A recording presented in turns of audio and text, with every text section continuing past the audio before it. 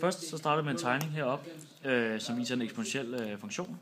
En eksponentiel voksende funktion.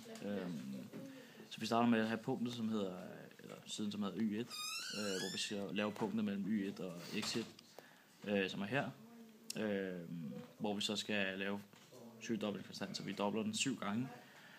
Så vi ender heroppe, som hedder y2-punktet, som er y2 lige med 7 gange y1, hvor vi så lægger den herude sammen med x2, så de kommer til at ligge heroppe. Så har vi den eksponentielle formel, som vi lægger sammen med t7 lige med log 7 divideret med a. Log a hedder det. Så vi skriver den op her, som hedder y1 lige med b gange a i x1. Divideret med 7 gange y1 lige med b gange a i x2.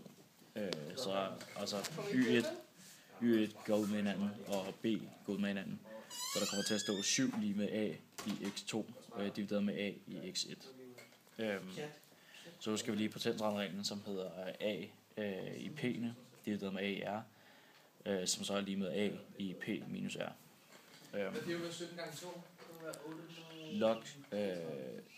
Log 7, skal vi så have noget, log 7, vi har 7-tallet, så siger vi log 7, lige med log a i x2 minus x1.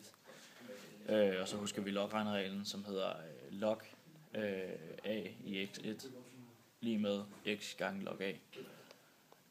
Så der kommer til at skulle stå log 7 lige med x2 minus x1 gange log a, hvor vi så husker reglen, som hedder t7 lige med x2 minus x1.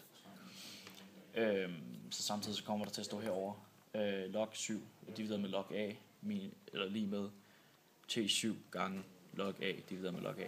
Og så er log a'erne ikke de går ud med hinanden, så der kommer til at stå, når vi så besvarer det hele og beviser det, log 7 divideret med log a lige med t7.